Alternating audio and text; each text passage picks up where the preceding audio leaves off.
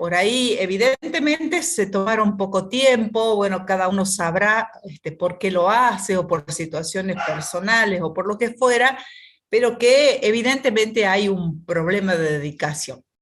Probablemente sea por falta de estímulo, porque no hay afinidad con la asignatura, por lo que fuera, pero es evidente que esta gran heterogeneidad se debe a la dedicación.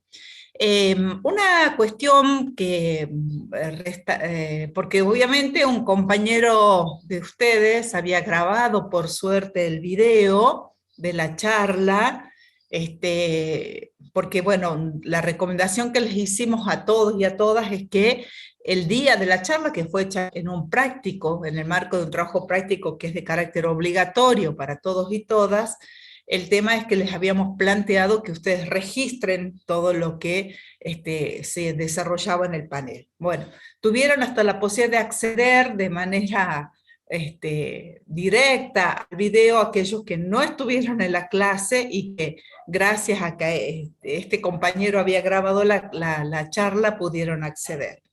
La otra cuestión es que marqué algunos errores comunes que aparecían en muchos, en muchas, y es, por un lado, el tema de, en algunos casos se veía que cuando se pedían los actores sociales, muchos asociaron solamente a los actores, a los técnicos o técnicas, ¿no? También en muchos casos por ejemplo, en el caso de Mariana Díaz Valentín, lo que plantearon mucho es que era técnica de la OST y se olvidaron que en realidad es extensionista de la SAPSI. Como les digo, muchos déficits en la caracterización, o sea, la definición de los actores, porque los actores de las experiencias eran todos, ¿sí? No solo los equipos técnicos, sino también los productores, productoras, organizaciones, el Estado, municipios, etcétera, etcétera, etcétera. Bueno, muchos respondieron con toda la diversidad de actores y otros no. Otro error que aparecía es que les costaba distinguir entre caracterizar el contexto en el cual se desarrollan las experiencias. Muchos plantearon que el contexto era una charla virtual, a eso no se refiere la pregunta sobre el contexto, ¿no? El contexto era justamente el contexto de pandemia, el contexto, en el caso de Misiones, por ejemplo, muchos plantearon que la problemática que da origen, ¿no? Ya estamos hablando de la problemática a la experiencia, era el despido de los trabajadores. Eso es dato del contexto, ¿sí? La pandemia es dato del contexto. En todo caso, la problemática, muy bien desarrollada por varios, avanza en definir que en el tiempo de pandemia las dificultades de comercialización, etcétera, etcétera, el cierre de las ferias, en el caso de Mendoza, la dificultad también de comercializar, la problemática de las mujeres, etcétera, etcétera, ¿sí? Entonces, la diferenciación entre lo que es contexto y lo que es problemática. También una cuestión que parece que a muchos los confundió, en la SAPSI, en Misiones, no se despidieron 800 trabajadores, se despidieron en todo el país 1.200 trabajadores en todo el ministerio, de los cuales el mayor porcentaje es de la SAPSI, ¿sí? Pero en Misiones de ninguna manera hay una cantidad de 800 trabajadores en todo el país. La cantidad de trabajadores de la SAPSI, de todo el país, la cantidad de trabajadores llega a 1.200, por lo tanto 800 trabajadores de Misiones imposible. Es una aclaración solo a modo de aclarar el tema de los despidos. Después, en cuanto a hay una cuestión que surge en algunas confusiones. Obviamente no era sencillo, y varios lo plantearon, identificar las visiones de extensión, porque no avanzaron mucho, había que deducirlas de las presentaciones. La mayoría acertó sobre las visiones de extensión, solo una corrección para que aquellos, pero obviamente la vamos o sea, no consideramos como muy fuerte el error porque no estaba muy claro, no surgía mucho de la exposición, deduciendo sale, el tema de plantear que en el caso de Misiones había una visión metodologista porque cambiaron el tipo de productos, hubo un cambio en la propuesta, etcétera, etcétera, cuando no es el fundamento de la visión metodologista. Les sugiero repasar nuevamente los fundamentos de cada una, de los supuestos de desarrollo y los supuestos y todo lo que implica cada una de las visiones, ¿sí? Hubieron algunos casos que cometieron esta cuestión de ir a fundamentar el por qué dicen y sostienen que Misiones está en una visión metodologista. Es a modo ¿Profe? de corrección. Sí, El tema de las visiones no nos pedía en el punto, en la primera parte del parcial, que era sobre la gente que había contado, no me acuerdo, o sea, cuando vimos los distintos grupos, ya estaba el profe Pablo Freire, el grupo CREA, esos pedían de las visiones, ¿verdad? sí, sí, pero también yo cuando elaboré la consigna B, les preguntaba sobre los objetivos y podían dilucidar también las visiones, ¿sí? Si Ah, sí. bien al momento de corregir no es que le puse tanta fuerza a eso, si identificaron o no las visiones, porque claramente, o sea, se las podía deducir de la presentación que hicieron los técnicos. De hecho, la mayoría deduzco muy bien cuál era la visión, pero no es que se explayaron tanto los extensionistas como para poder identificar claramente la visión, ¿sí? Pero como les digo, quienes analizaron muy bien el panel lograron dilucidar. Solo es a modo de plantear que el tema de la metodologista, cuando la fundamentaron, de que por qué decían que en el caso de Misiones era metodologista, ¿sí? Sugiero revisar ese concepto, ¿sí?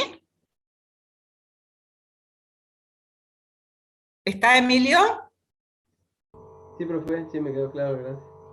Bueno, si no hay preguntas, yo les quise transmitir las observaciones sobre el parcial, sobre la consigna B. El sábado tendremos ya todas las consignas y les pasaremos la nota, ¿sí?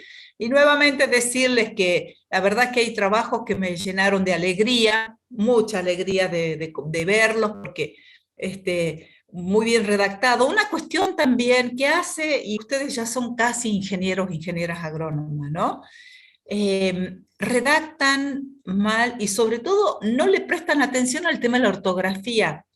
Cosas tan sencillas como poner nombres propios con minúscula, eso denota hasta la poca dedicación frente a la presentación de un trabajo, ¿sí? O sea, no podemos pensar que alumnos que casi son profesionales presenten los nombres propios de lugares o de personas o de instituciones con minúscula.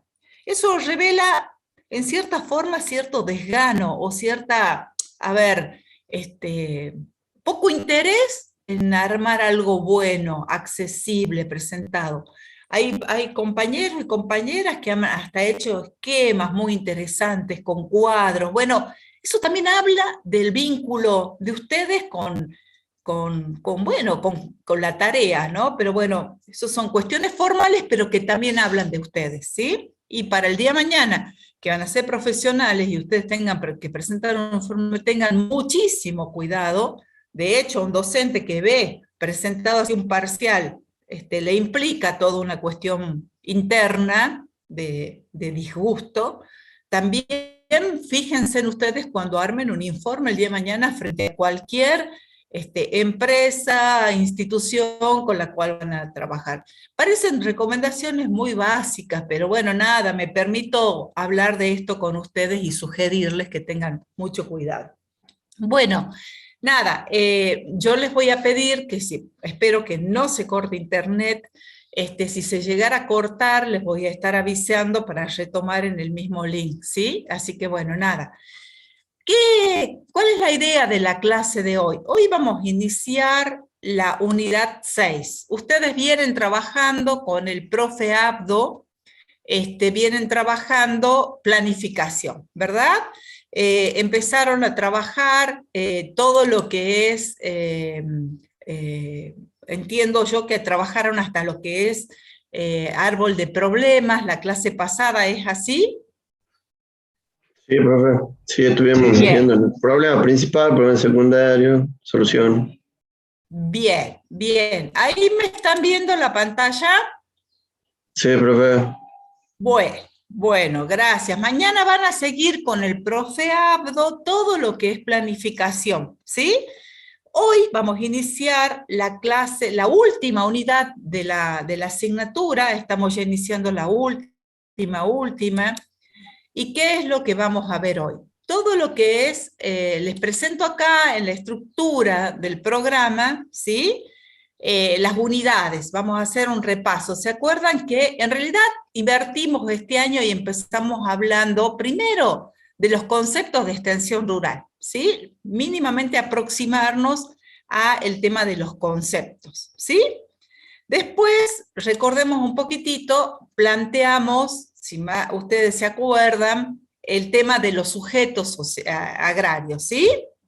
Luego, ¿sí? Seguimos con el tema de, no sé por qué no me aparece acá, con otra unidad que es profundizamos los conceptos de extensión rural, las visiones, ¿sí?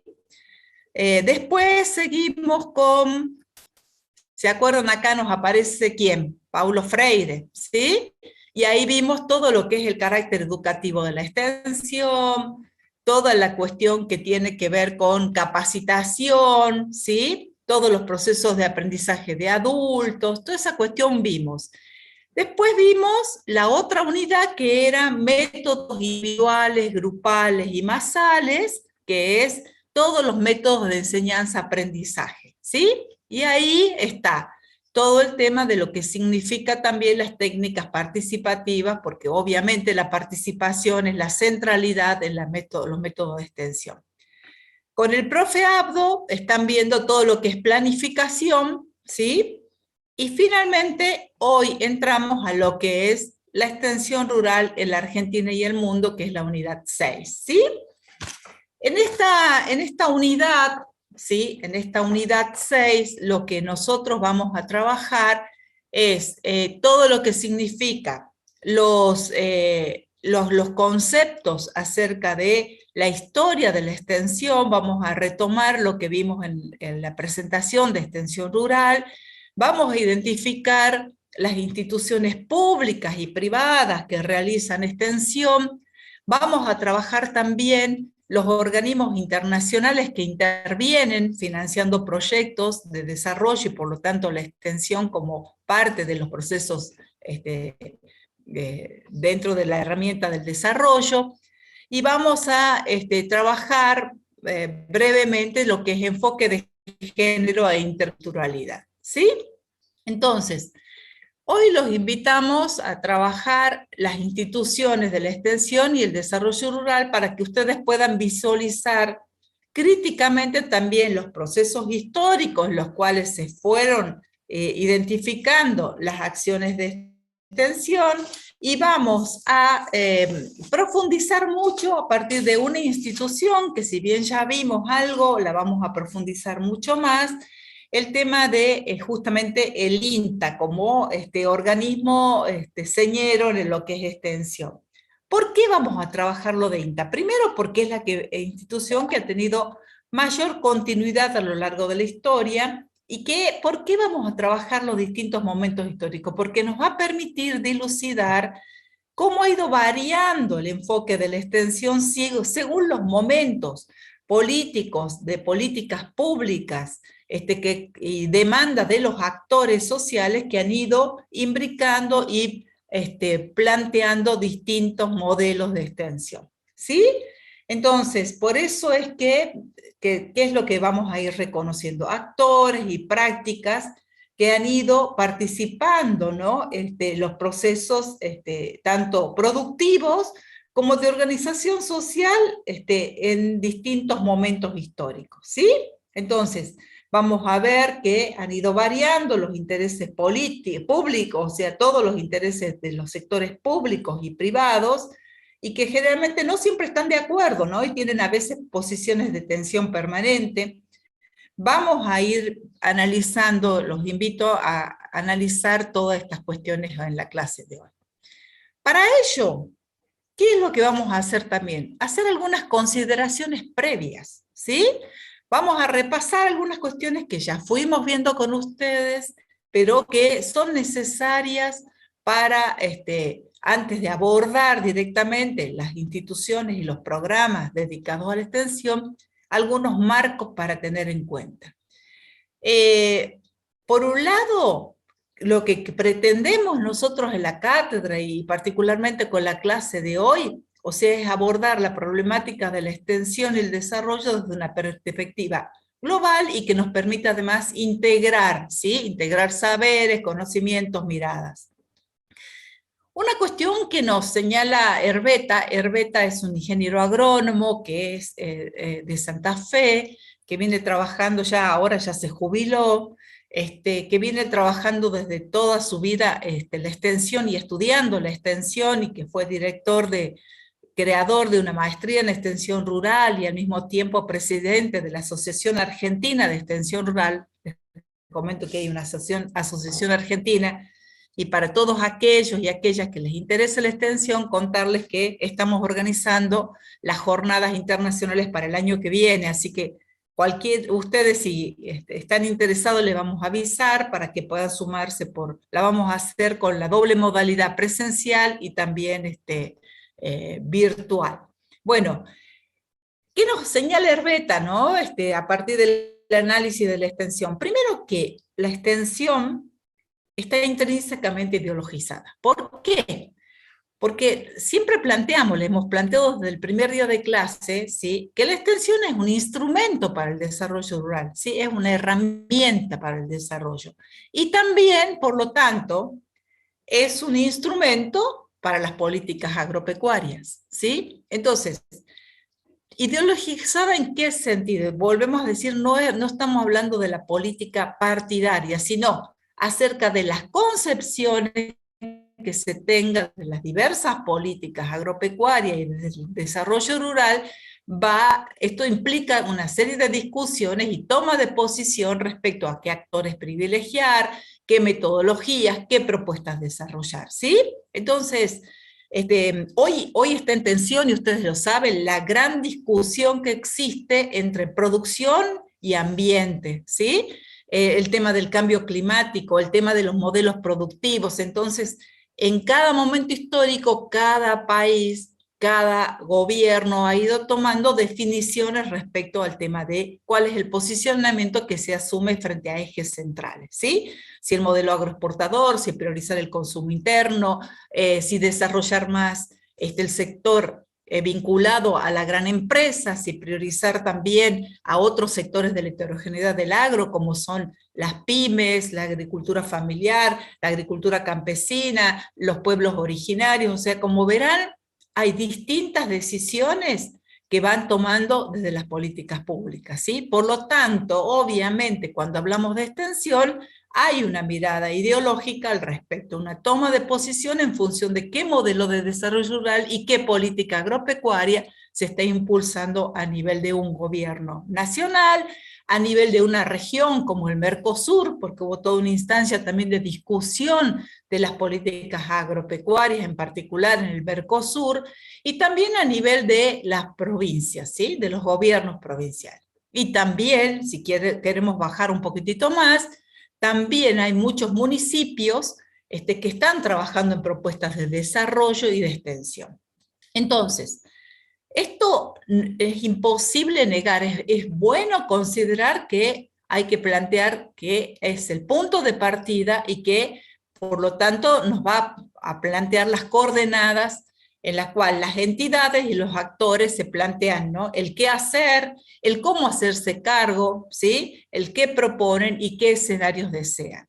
Obviamente, y en los actores también tenemos que considerar actores importantísimos en la extensión rural, que es el sector privado, ¿sí?, que ya lo vamos a analizar, que lo fuimos viendo en las clases, ¿no?, tomando el sector privado, tanto a nivel de empresarios como también del sector privado que trabaja con agricultores familiares, campesinos e indígenas, ¿no? Y por ejemplo, lo planteamos, ¿no es cierto?, con la Coprotap, por ejemplo, como sector privado, que claramente tiene un objetivo, una metodología. Los grupos CREA concretamente también tienen un abordaje y un posicionamiento además respecto a las políticas y al desarrollo, y así cada uno de los actores. Las organizaciones no gubernamentales, que las vamos a ver también, y que ustedes también vieron y escucharon los audios que hablaban de Pablo Freire, como un representante de una organización no gubernamental, también tienen un posicionamiento respecto al desarrollo y a la extensión. ¿Sí? Otra cuestión y otra consideración que siempre la trabajamos acá en extensión y desde la sociología es que no hay ningún camino lineal. Y en este sentido las políticas públicas además no recorren caminos lineales. ¿Sí? En las políticas públicas justamente son campos de disputa entre distintos actores sobre un problema a abordar y sobre las visiones que hay para su resolución. ¿Sí? Entonces siempre existe una relación de tensión entre los actores y las instituciones, ¿sí? Por ejemplo, para comentarles, después lo vamos a ir ampliando, ¿no? Yo estuve, como ustedes saben, les comenté, más de 25 años trabajando concretamente en lo que era la coordinación del programa social agropecuariamente, estaba a cargo de la delegación provincial de la Secretaría de Agricultura Familiar. Esto me ha permitido, fíjense, con estos 25 años, que es toda una vida, y ustedes muchos tienen 25 años, imagínense, 25 años de edad, en mi caso 25 años de trabajo, me ha permitido ir analizando distintos recorridos sobre lo que nos tocó vivir en los distintos momentos históricos. Y al mismo tiempo, o sea, dentro de lo que es el trabajo en extensión, concretamente, hemos podido ir también internamente tensionando, planteando superaciones de políticas. Esto no está exento de conflictos, de situaciones tensas. Los actores también, que nosotros los técnicos somos actores, pero también con roles diferenciales, obviamente. Yo tenía un rol al estar a cargo de una delegación, estaban los equipos técnicos, pero a nivel nacional también mis jefes eran actores en cierto punto y en cierto lugar, y al mismo tiempo dependían de un secretario de Estado, y al mismo tiempo de un ministro, y el ministro de las directivas presidenciales. O sea, en toda la estructura, imagínense el rol de los actores a nivel de los que forman parte de la institución. Al mismo tiempo, las actores fundamentales son las organizaciones de productores, que también plantean y tensionan y buscan que las políticas públicas den respuesta a sus miradas, a sus objetivos. Entonces, esta construcción es un permanente ir y venir entre lo que se resuelve, lo que se va construyendo, y también una disputa sobre los temas a abordar, ¿sí? Entonces es muy, muy importante que tengamos en claro esto. Ustedes saben, por ejemplo, si hoy para tomar temas de la cotidianeidad, del día a día, de lo que estamos viviendo en nuestro país, hay una gran tensión, llamémosle en política económica hoy, entre justamente que tiene que ver con el tema de la distribución de la riqueza. De eso se trata, ¿no? O sea, hoy en día la gran tensión y la madre de las batallas es el incremento enorme en el precio de los alimentos, que además no es ajeno a nuestro país. Sabemos que post pandemia, ustedes lo deben estar escuchando, incluso la FAO ya planteó del estudio que hizo la FAO a nivel del mundo entero, que en todos los países ha habido un incremento significativo del 18% en términos generales en el precio de los alimentos, ¿sí? Eso es un efecto post pandemia que se está visualizando en todo el mundo. Al mismo tiempo, por las características que tiene nuestro país, con las tensiones que existen respecto a los distintos actores económicos, hoy en día la madre de las batallas justamente es el tema de la accesibilidad y el precio del alimento, y ahí hay una gran tensión entre distintos actores sobre las políticas públicas. Eso también se traduce a los modelos de desarrollo rural.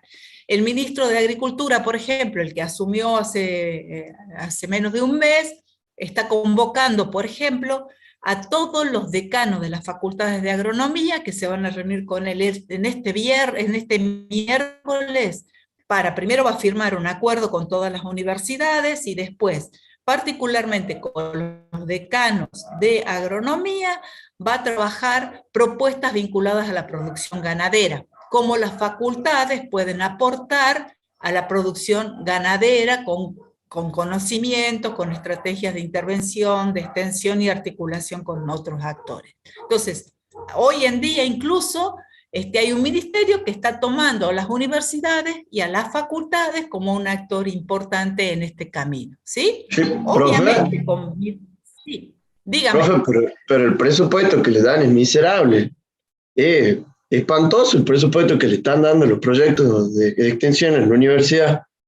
No sé si sabía usted, digamos.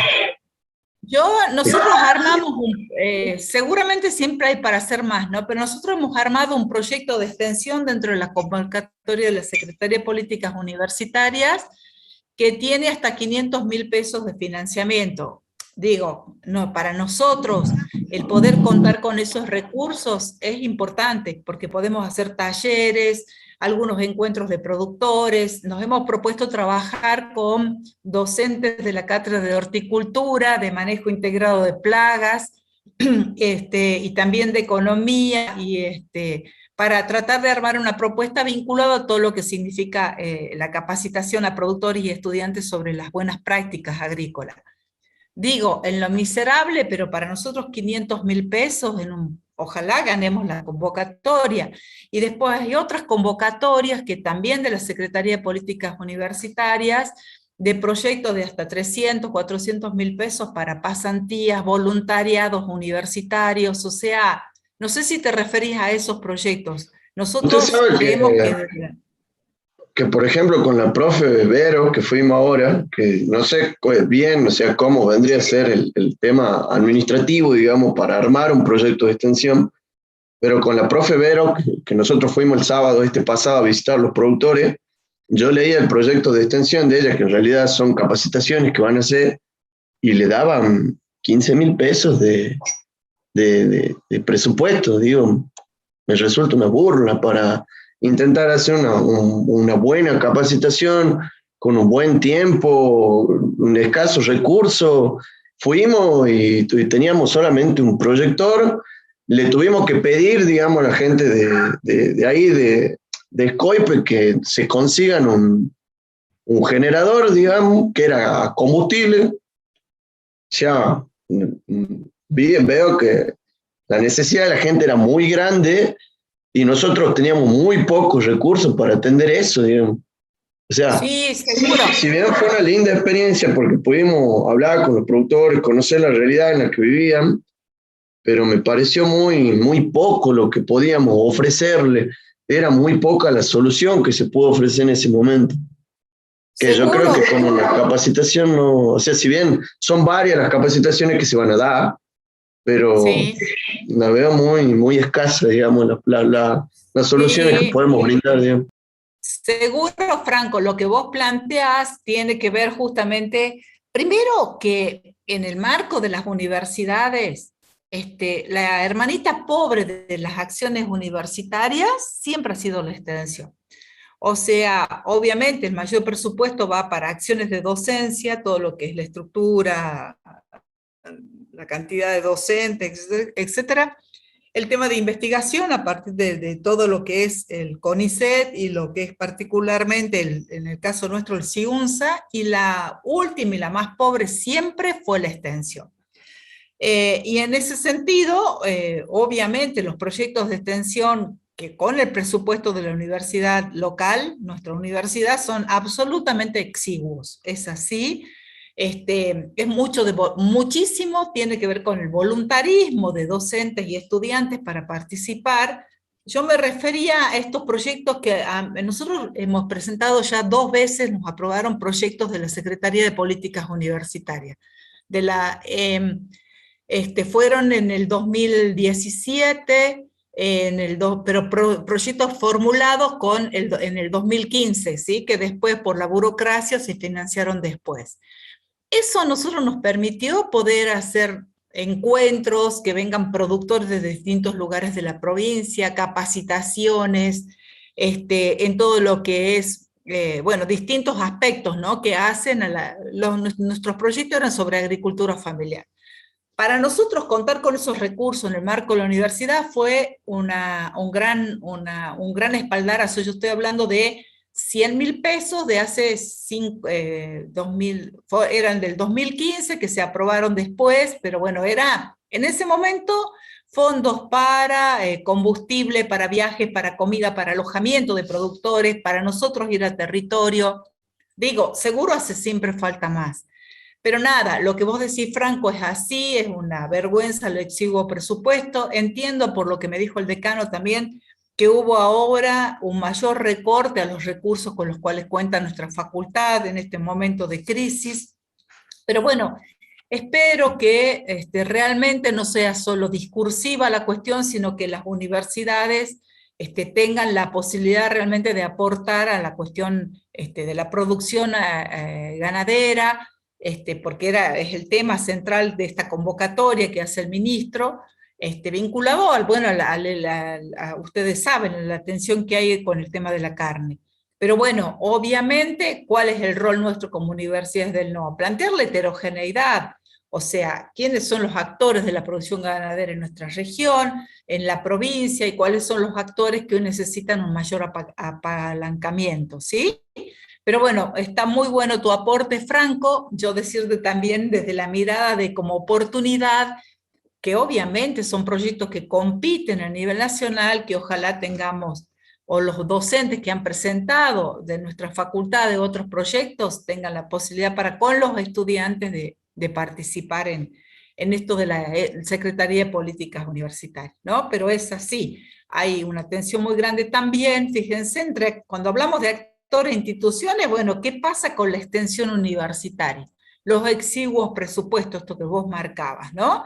¿Hasta qué punto en una universidad se va a priorizar el tema de extensión? Y eso es motivo de disputa, ¿sí? Sobre concepciones que tienen quienes toman decisiones, desde los rectores, el Consejo Interuniversitario Nacional, la definición desde un propio Ministerio de Educación acerca de qué rol deben cumplir las universidades en la sociedad, ¿sí? Y eso se traduce después en presupuesto. O sea, no podemos hablar solo de discursos, sino que si no hay un presupuesto que avale todo esto, también estamos complicados, ¿no? Pero bueno, yo estuve leyendo muchísimas experiencias en este tiempo sobre extensión universitaria, mucho de voluntariado, pero mucho también de articulación con otros actores, ¿sí? Con articulación con otras instituciones, que es un tema bastante interesante que lo vamos a ver después, también vamos a discutir la extensión universitaria, ¿sí? Pero bueno, hablamos de relación de tensión entre actores e instituciones, ¿sí? Y por eso es que también nos sirve a todos, a ustedes, cuando estamos hablando hoy de esto, es que para pensar los problemas que envuelven a las actividades, a los actores y a las instituciones, nada es lineal. Y todo tiene que ver con qué posicionamiento también y con qué ganas de disparar y de recrear discusiones. Acá, vuelvo a una foto que creo que se las compartí también, el tema de la agenda pública, ¿no? Porque uno plantea, a ver, cuando se va a plantear el tema del desarrollo rural, cuando se va a plantear las políticas agropecuarias y la extensión, bueno, obviamente significa posicionar una agenda que permita que las políticas de desarrollo, las políticas públicas, y todo lo que tiene que ver con todo el engranaje, en este caso de las políticas desde el ámbito estatal, tengan obviamente en cuenta lo que la diversidad de actores sociales está planteando, ¿sí? Entonces, en esta cuestión que yo les decía de mis 25 años de trabajo en lo que era la Secretaría de Agricultura, Ganadería y Pesca y después Ministerio de Agricultura, en general siempre que observamos que las políticas públicas y los cuadros digamos dirigenciales que estaban en el ministerio históricamente o en la secretaría, más bien pertenecían al sector del agroconcentrado. Y en general uno iba a Buenos Aires y los planteos, la agenda gruesa de los ministros o secretarios de Estado básicamente pasaban por definir políticas públicas para el sector agroexportador, para los grandes empresarios, y era prácticamente muy difícil plantear políticas que realmente traccionen para otros sectores, ¿no? Eso ha sido como una característica de muchísimos años en el ministerio. Tanto es así que desde lo simbólico, cuando uno iba a los salones de reuniones del ministerio, no sé si ustedes conocen dónde está, ahí en Paseo Colón, al 900, al lado de la Facultad de Ingeniería, el ministerio tiene dos edificios que son gemelos, y uno desde lo simbólico entraba y ¿qué veía de fotos? En realidad no había fotos casi de personas, ¿no? En los salones, sino había fotos de producciones, de trigo, de maíz, de ganadería pampeana, nada regional, prácticamente de las otras regiones, o sea, de los productos de las otras regiones, y por otro lado, las personas estaban ausentes, ¿sí? Los rostros de quienes son los productores estaban ausentes.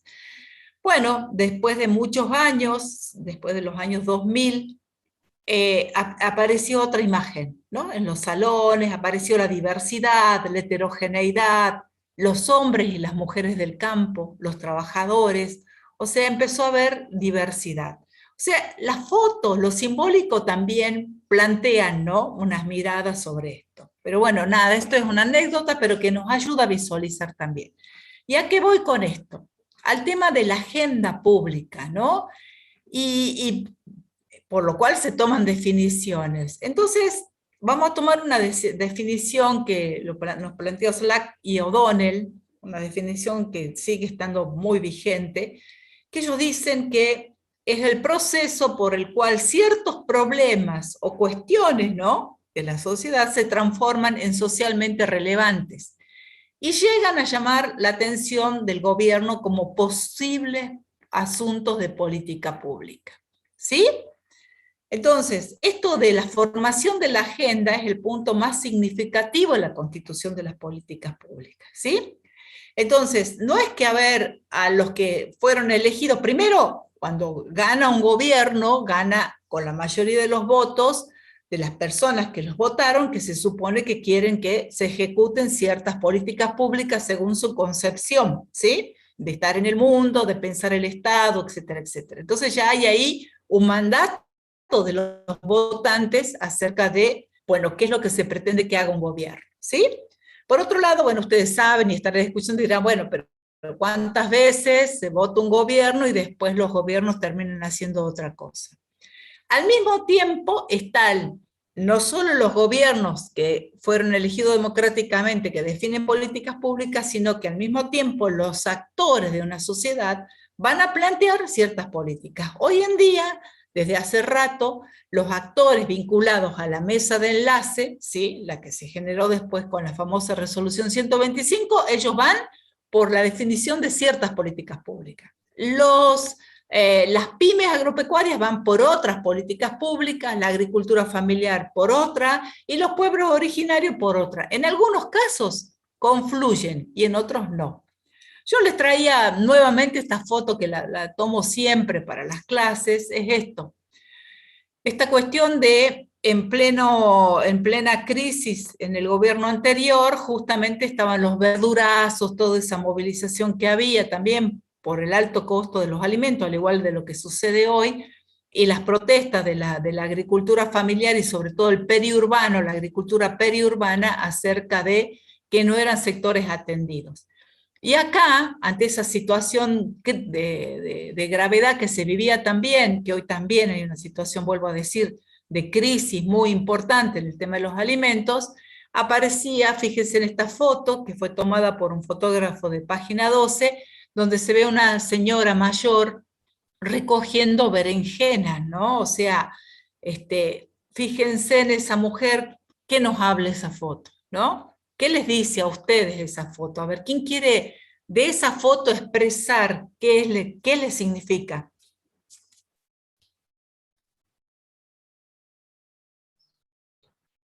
Para mí que ante tanto conflicto, o sea, sigue habiendo una necesidad básica que es el alimento, digamos. Ajá, bien. ¿Qué más?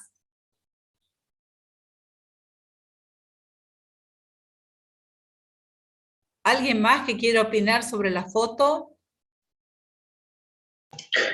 Así que depende, profe, porque usted dice que metes en las cuestiones políticas. Esa foto fue sacada, yo me acuerdo cuando la sacaron, fueron instancias criticando el gobierno por lo que había pasado. O sea, para mí esa foto inspira odio en la gente, digamos. Abre todavía más la grieta que ya existe, que es lo mismo que pasó durante el gobierno de Fernández, durante el gobierno de Cristina, durante el gobierno de todo. Son fotos que incitan al odio para mí. Y eso por ahí, si bien trata de un mensaje, es un mensaje que abriendo el odio para mí, digamos. Por eso no me gusta ver ese tipo de fotos, si les soy honesto. No me gustó ver esto, no me gustó ver cuando los productores tiraban la leche en la ruta, cuando tiraban los camiones de verdura, cuando pasó todo lo que pasó durante el gobierno de Macri, de la Cristina y de Alberto, pasó lo mismo, digamos. Así que ese tipo de fotos me inspiran eso, digamos. Ajá, ajá. ¿Alguna otra opinión?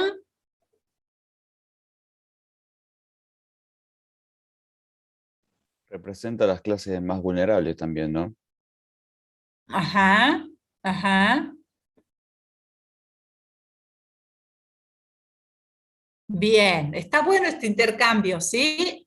A mí la foto me parece muy simbólica de un momento, seguramente hoy puede haber también esta situación, estamos a un punto de mucha tensión frente al tema de la accesibilidad de los alimentos, no estoy hablando de la grieta, tanto en uno como en otro gobierno, este problema no se está solucionando, y hay sectores que están sufriendo hambre, lo que dice el último compañero, de los sectores más vulnerables, que una anciana, porque la anciana no fue pagada por nadie, ni el fotógrafo de Página 12, podría haber sido otro fotógrafo también, ¿no? Puedo traer otras fotos de otros medios que no son, digamos, si ustedes plantean de un lado u otro de la grieta, puedo traer fotos también de otros medios que planteaban esto de el tema de justamente sectores. Esta mujer, imagínense lo que seguramente lo que le implicó llegar hasta ahí y con su carrito para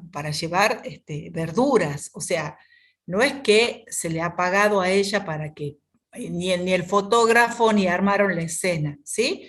Entonces, en un marco también de mucha represión, como verán ustedes, porque está toda la cuestión es como dos caras de una misma moneda, ¿no? La necesidad, el tema del hoy en día, fíjense lo que significa también para sectores de distintos sectores acceder a alimentos, o sea, estamos en un momento muy complejo. Entonces, esta foto y otras fotos más y las planteos han ido generando también, porque a algunos les genera, como al compañero que intervino hace rato y está muy bueno que lo diga y lo plantee, le genera, lo hace, no le gusta ver esas fotos, plantea el tema de la grieta, todo lo que expresó. A otros les puede significar también un llamado de atención acerca de lo que está pasando, digo, y a otros me refiero a los decisores de políticas públicas, ¿no? ¿Todo esto qué significó? A ver, como correlato, ¿por qué lo traigo? Porque a partir de justamente un buen tiempo, todos los sectores vinculados a la producción de los periurbanos, ustedes saben que un emergente, cuando vimos, ¿se acuerdan?, los distintos actores sociales, vimos que hay un emergente muy importante dentro de la diversidad de actores sociales, que es todos los que son los productores de lo que llamamos los periurbanos, ¿sí? De hecho, en el INTA se creó el tema de un abordaje desde los periurbanos con técnicos que trabajan con sectores, digamos, en los cordones hortícolas, que están vinculadas a la agricultura de los periurbanos, ¿no? O sea, un abordaje distinto, ¿por qué? Porque estamos hablando de sujetos sociales también distintos y que tiene que ver con gente que durante varias décadas, no estamos hablando de un solo gobierno, sino de varias décadas, ha sido expulsada, o sea, ha ido perdiendo el trabajo en las mismas ciudades por distintas políticas, quedó como desocupado y empezaron a tratar de hacer huertas, granjitas, en el poquísimo espacio que disponían, y a partir de eso se convirtieron también en productores. También muchos productores de los territorios de nuestro interior, desde las provincias, que migró a Buenos Aires y que se asentó en todas estas zonas, y que hoy, y también migración boliviana, que llegó también a las grandes ciudades, pero que también se fue expandiendo al sector de los periurbanos. ¿Qué quiero significar con esto? Que ese sector fue creciendo bastante y hoy ese sector ha sido motivo de atención de políticas públicas. Tanto es así que también existe una gran tensión entre actores de la agricultura familiar más capitalizada, de la agricultura familiar clásica, ¿sí?, con el periurbano, porque ellos dicen, muchos agricultores familiares, que ellos no son los sujetos de los movimientos sociales, de lo periurbano, sino que requieren otro tipo de políticas. Para plantearle desde lo gráficamente, así como esta foto generó políticas públicas y que generó, digo, esta foto y otras manifestaciones, generaron también desde la protesta políticas públicas. Tanto es así que uno de los movimientos que organizaba todos estos verdurazos hoy tiene al frente del mercado central a uno de los referentes de ese movimiento. Yo no estoy haciendo juicio de valor, sino relatando un proceso, ¿sí? Así como en el gobierno anterior, los grupos CREA, la Asociación Argentina de Consorcios de Experimentación Agrícola, la Sociedad Rural, Confederaciones Rurales Agropecuarias, todos sus funcionarios formaron parte de estas organizaciones. Digo, lo que estoy planteando y que generaron justamente a partir de todo lo mediático y ciertos posicionamientos, agenda pública, y ellos estar al frente en el ministerio con distintos actores, ¿sí? O sea, lo que yo les quiero plantear es esto. Quédense con el tema de la agenda pública, es el proceso por el cual ciertos problemas toman relevancia y son tomados por los gobiernos, ¿sí? Otro aporte al análisis previo a hablar ya de las instituciones. Una cuestión se problematiza, ¿no?, socialmente a partir de llamado de atención en la movilización de los actores de la sociedad civil. Los cortes de ruta, esto que vos decías, de que la verdad que duele un montón ver que se tire leche en distintos gobiernos, que se tiren frutas, verduras, habiendo tanto hambre también, ¿no? Por ahí se podría ser más ingenioso en la protesta social y no solo arrojar, en las protestas de los movimientos sociales, por ejemplo, lo que hacían era entregar frutas y verduras. Los chacareros del sur vinieron a Buenos Aires, estamos hablando de agricultores familiares capitalizados, ¿no?, en la zona de Río Negro y Neuquén, y venían con los camiones a entregar manzanas y peras, ¿no? Entonces la gente hacía filas para recibir las manzanas y peras. Eso ya es otra cuestión al tirar sobre la banquina camiones de manzana, camiones de tomate, litros de leche, ¿no? Uno dice, como decía el compañero, que genera mucho ruido interno, y hasta una crisis profunda ver que se tiren alimentos habiendo tanto hambre, ¿no? Pero bueno, son formas de llamar la atención. Entonces, los cortes de ruta, las manifestaciones, etcétera, etcétera, definidas como clases o fracciones de clase. ¿Qué quiere decir? Organizaciones o individuos que están ubicados también en el sistema de poder. Hay algunos que tienen mucho más poder, que incluso tienen alianzas con los medios, y otros que no tienen posibilidad de estar con el sistema de poder y que buscan otros medios para llamar la atención. Por ejemplo, las marchas que existen de campesinos o de indígenas. Ahora se estaba organizando una marcha desde el límite con Formosa, en la Ruta 81, de campesinos que están pidiendo que cesen los desalojos de campesinos. Digo, los indígenas marcharon en su momento, y allá estamos hablando del Malón de la Paz, estamos hablando de una marcha que le hicieron al presidente Perón exigiendo la entrega de tierras, una marcha donde participaron indígenas del pueblo Colla, de Salta y de Jujuy, y que salieron y se fueron caminando hasta Buenos Aires, ¿sí? Estamos hablando de formas de llamar la atención y de pedir la resolución con políticas públicas, ¿sí? Entonces, una política estatal es una toma de posición por parte del Estado ante una cuestión que está problematizada socialmente, ¿sí? Entonces eso implica decisiones de una o más organizaciones del Estado y que eso conforman lo que es un modo de intervención del Estado frente a una cuestión. Volvemos a retomar lo que plantean estos autores. Y cuando hablamos de intervención, justamente es el proceso por el cual justamente se toma la decisión concretamente de intervenir, o sea, de definir ciertas acciones para transformar esa realidad, ¿sí? Entonces, en el medio rural, ¿sí? Vamos a tener, por un lado, para intervenir lo que decimos siempre, reconocer una realidad social o productiva que no es deseable y que queremos transformar, operar con una decisión política que plantea el tema desde una institución o programas, y por otro lado se plantea que hay conocimientos superadores para resolver esa problemática y financiamiento y todo lo que implica, ¿sí? Entonces, una cuestión importante a tener en cuenta que la toma de posición del Estado obviamente no tiene por qué ser ni unívoca ni homogénea. ¿Por qué? Porque por un lado hay una gran heterogeneidad, ¿no? Lo vimos, lo estamos analizando junto a ustedes, la heterogeneidad socioproductiva, ambiental, ecológica que existe en nuestro país, ¿sí? De diversidad de actores, por lo tanto, también, además, hay ambigüedades en la toma de posición del Estado. ¿Qué quiere decir esto?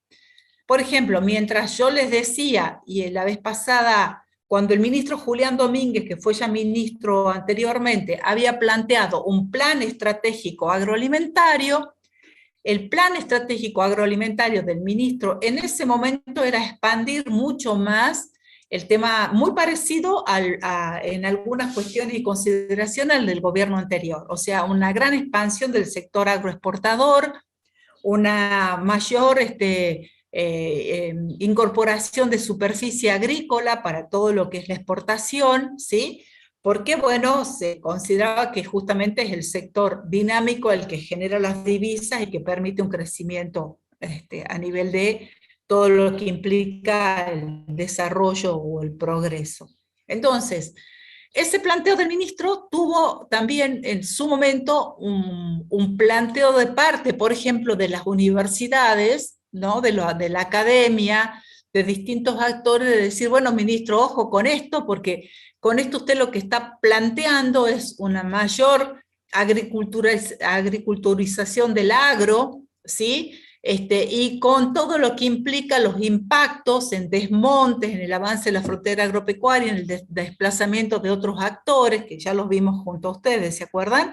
Y que implica entonces una alerta acerca también de lo ambiental, ¿no? Estoy relatando momentos y posicionamientos, ¿sí? Entonces las universidades deciden crear un foro de universidades nacionales para la agricultura familiar, en defensa justamente de un sector que, si bien el gobierno en ese momento de Julián Domínguez también había priorizado, pero con esta política de un plan estratégico agroalimentario, desde esa concepción se visualizaba que iba a ser afectado, ¿sí?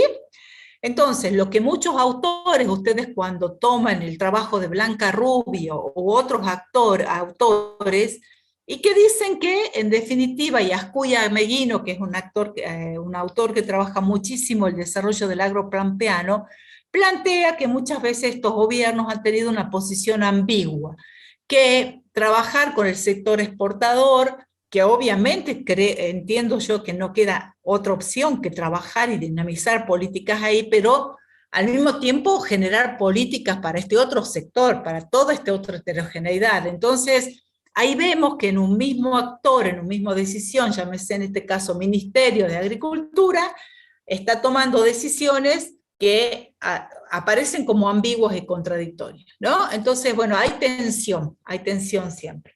Bueno, hasta ahí, ¿cuál era la idea de esto, de esta introducción larga que hice? Pero justamente plantear, ¿no? Esto que decimos, que no hay una mirada lineal, que las miradas y las políticas y la agenda se van resolviendo y se van resolviendo en tensión, en conflicto, en decisiones que se toman, Y en esto, bajando ya mucho más a la extensión rural, ¿no? Nos podemos preguntar, y las preguntas que nos hacemos respecto a la extensión y a las decisiones sobre los distintos procesos y modelos de extensión asumidos del sector privado y desde el público es, bueno, no hay una respuesta, hay miles y visiones sobre este tema, pero a ver, ¿es la extensión una actividad para vender tecnología? ¿Es la extensión una práctica que se vuelve exitosa porque los productores adoptan lo que la difusión reza? ¿Es la extensión una actividad destinada a ofrecer una mayor igualdad de oportunidades? ¿Es la extensión un instrumento para favorecer el desarrollo autónomo de los actores vinculados a la producción agropecuaria? Fíjense, todas estas preguntas, les compartí estas, que me parece como que resumen distintas miradas, y que las vamos a ir viendo también cuando vamos viendo, por ejemplo, en el INTA, y cuando estudiemos también los programas y las otras instituciones, vamos a ir viendo, bueno, cómo se va intentando en determinados momentos históricos dar respuesta, ¿sí? Bueno, todo esto, ¿para qué decirles? Que lo que vamos a trabajar hoy en la clase es, y probablemente continuemos en la próxima, es una breve historia de la institución, de institucionalización de la extensión rural, en el marco de supuestos de desarrollo rural, que se acuerdan que los vimos con las visiones de extensión, vamos a recuperar eso. Vamos a analizar las instituciones oficiales y privadas que trabajan en extensión, y vamos a ir analizando las diversas estrategias de intervención que van. Una cuestión importante y que me pareció muy bueno cuando yo les preguntaba, bueno, ¿qué harían si los aportes de las clases teóricas les habían servido? Y uno de ustedes, no me acuerdo quién, tampoco no vale la pena decirlo, planteó, bueno, que todavía no se habían visto en las clases teóricas el tema de las estrategias, que no se tenían elementos, o sea, que sí les sirvieron las teóricas, todos fundamentaron el para qué, para el panel, pero que todavía no había elementos suficientes con lo que se había visto en la teoría sobre las estrategias de intervención. Justamente ahora vamos a profundizar en eso, ¿sí? Lo que yo intentaba con la pregunta era dilucidar en qué medida ustedes tienen una información acerca de eso y pueden interpretar, ¿sí? Bueno, acá, ¿qué vamos a ver? Las instituciones y programas estatales, nacionales y provinciales, no se abrumen que no vamos a ver tantas siglas y nombres. Las instituciones privadas sin fines de lucro, las instituciones privadas con fines de lucro, ¿sí? Bueno, antes de repasar este cuadrito, vamos a ver también, en un momento dado, y que está vinculado a los proyectos que ustedes están viendo cómo se formulan con el profe Abdo, también vamos a ver que está en la unidad 6 justamente las instituciones a nivel internacional, las que son de cooperación técnica y las de cooperación financiera, ¿sí? Porque a nivel internacional ustedes saben que hay toda una serie de instituciones que colaboran con un país, con propuestas desde el financiamiento y también desde los consultores, todos los organismos que ayudan a la formulación de planes y proyectos, ¿sí? Entonces eso también lo vamos a ver. Bueno, acá este cuadrito que se acuerdan que lo vimos en una de las primeras clases, y lo repasamos, ¿no? Cómo se inició el proceso de extensión, ¿no? Con las escuelas de agronomía, después la creación en 1908 con las agronomías zonales, 1956 el hito de la creación del INTA, 1960 está la extensión privada, tiene mucha fuerza a partir de lo que es los grupos de la Asociación Argentina de los Consorcios Regionales de Experimentación Agropecuaria, o sea, los grupos CREA. En la década del 70, fundamentalmente aparecen las organizaciones no gubernamentales, que la vamos a ver. Después viene la década de los 90, estos son como una línea del tiempo con los puntos más importantes, ¿no? Los programas de desarrollo, ya vamos a ver de nuevo eso. Y otro hito dentro de lo que es la extensión y el desarrollo es la creación de la Secretaría de Agricultura Familiar. Obviamente, otros autores u otros docentes, otros capaz que tienen una construcción de la línea del tiempo distinta, y está bueno, yo fundamento el por qué tomo como ejes, tanto lo público como lo privado, estos años y estas décadas, ¿sí? Y ahí vamos a meternos ahora al INTA, ¿sí? Justamente, ¿por qué el INTA? Porque, vuelvo a decirles, es como una referencia central de la extensión rural, ¿sí? Por un lado, ¿por qué es? ¿Y por qué lo fundamentamos? Porque desde 1956 y hasta ahora el INTA continuó su accionar. Estamos hablando de 1956 y estamos ahora en el 2021. Fíjense en cuántos años de la continuidad del INTA como institución. Después vamos a ver cómo ha ido variando internamente, ¿sí? Por otro lado, porque el INTA tiene una cobertura territorial amplia. Y en ese sentido, bueno, podríamos decir también que hoy la Secretaría de Agricultura Familiar, por ejemplo, tiene una amplísima cobertura territorial también. Está en todas las provincias, pero el tema es que el INTA tiene distintos actores, distintos sujetos para su acción, empresarios, pymes, agricultores familiares, campesinos, y por otro lado tiene toda esa gran historia. Por eso es que vamos a ir viendo, o sea, historia, porque fueron pasando distintos momentos en nuestro país. En cambio, agricultura familiar, dijimos que en el 2008 se crea la subsecretaría.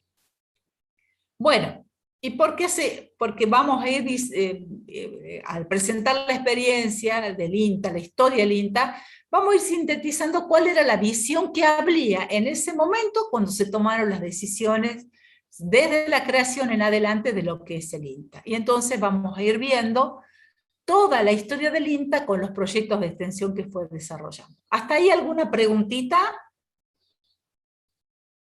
Profe, Bayo, cuando venía hablando con el profesor Tejerina, nos decía que hay como 3 secretarías que hacen extensión dentro del INTA, ¿puede ser? Había, creo que, una que se llama Secretaría de Extensión, que era parte del INTA, otra que es Secretaría solamente, que servía para consulta, para productores, y había una más. No me acuerdo bien, digo. No, yo no conozco ese organigrama. Ahora les voy a presentar el organigrama de INTA, pero el INTA no se habla de secretarías. Ahora cuando les pase a relatar el organigrama, el INTA está constituido por una dirección nacional, direcciones regionales, consejos regionales y en el caso de la extensión, las agencias de extensión rural y las oficinas de información territorial. Esa es la estructura del INTA. No, capaz que se refería a Claro, alguna no es otra cuestión. secretaría, perdón, sí, no es secretaría, eran oficinas y direcciones. Nada, que no me acuerdo bien cómo era, digamos. Bueno, ahora la vamos a repasar, ¿sí? Sí, porque no estamos hablando del INTA. Primero que, acuérdense que el INTA es una institución autónoma, fue creada en 1956, o sea, depende obviamente de las directrices, las políticas públicas, pero hay un director nacional que entra por concurso y hay un presidente o presidenta de INTA. En esta vuelta hay una presidenta, es la primera vez que el INTA tiene una mujer al frente de INTA, y que en el caso del presidente o presidenta es decisión de quiénes son las autoridades a nivel del gobierno nacional, en este caso sobre todo el ministerio, ¿no? Pero bueno, ahí está bueno que hayas intervenido porque está bueno para clarificar, ¿sí? Ahora, ¿por qué muchos autores hablan de que el INTA creado en 1956 y todavía sigue estando vigente, ¿no? ¿Y por qué se explica a los autores que está vigente todavía el INTA? Lo que ha ido variando fuertemente es qué visiones de desarrollo y qué visiones de extensión y de investigación ha ido transcurriendo el INTA de sus distintos momentos, ha ido variando. Y entonces, ¿por qué se dice que justamente el INTA siguió perdurando? Porque por un lado, los factores que explican esa continuidad institucional del INTA tienen que ver con la flexibilidad de la institución para ir adecuándose permanentemente a los tiempos de la política, no estamos hablando partidaria, sino de la política agropecuaria planteada. O sea, hay una readecuación permanente. En general no hacen resistencia, y si la política estatal está planteando que tienen que hacer tal cosa, bueno, se reformulan internamente y trabajan en ese sentido. Obviamente hay de todo, pero en general como institución hay siempre una capacidad de adecuación o de adaptación. Algunos lo leen como positivos, otros como no tanto, ¿no? Y bueno, no tenemos tiempo o para después, si quieren, en algún momento lo profundizamos a este tema. Entonces también, o sea que hay una flexibilidad muy grande de la institución, hay una gran capacidad de cambio siempre, en función de los nuevos tiempos, y por otro lado, siempre hay una adaptación dentro del INTA a las distintas visiones de desarrollo que se van implementando, ¿sí? Entonces, durante toda la historia, que lo que vamos a ir viendo ahora es que han ido variando los objetivos de la extensión con sus proyectos, porque cada proyecto de extensión de una institución tiene objetivos, tiene una audiencia que privilegia, ¿sí? En determinados momentos se privilegió a tal sector, en otros momentos se incorporó a otros, en otros momentos, o sea, lo vamos a ir viendo, y vamos a ir viendo también la variación en las metodologías de extensión, ¿sí? A lo largo de la historia, y vamos a ir viendo también, también actividades y acciones concretas que han ido variando con el tiempo. ¿Hasta ahí vamos? ¿Alguna duda de lo que les voy planteando? No, profe. Bueno, cualquier cosita les pido, por favor. Les cuento una. Yo que estaba, no sé si les conté el otro día que estaba ilusionadísima con que el año que viene comenzábamos ya las clases presenciales, y el decano me dijo que las clases teóricas van a seguir siendo virtuales. O sea, bajón total, pero bueno, hay que seguir y hay que adaptarse, hay que hacer la del INTA. Bueno, las etapas de la extensión rural en la Argentina y básicamente desde el INTA, ¿sí? Ahí en el INTA tenemos un primer proyecto institucional. El INTA, como les digo, ¿se acuerdan? 1956, ¿qué pasaba en el país? A ver si alguien se acuerda. Esto ya lo vimos, así que me van a ayudar con la participación en la clase de hoy a que recuperemos la historia. ¿Qué había en el 1956? ¿Estado democrático o golpe de Estado?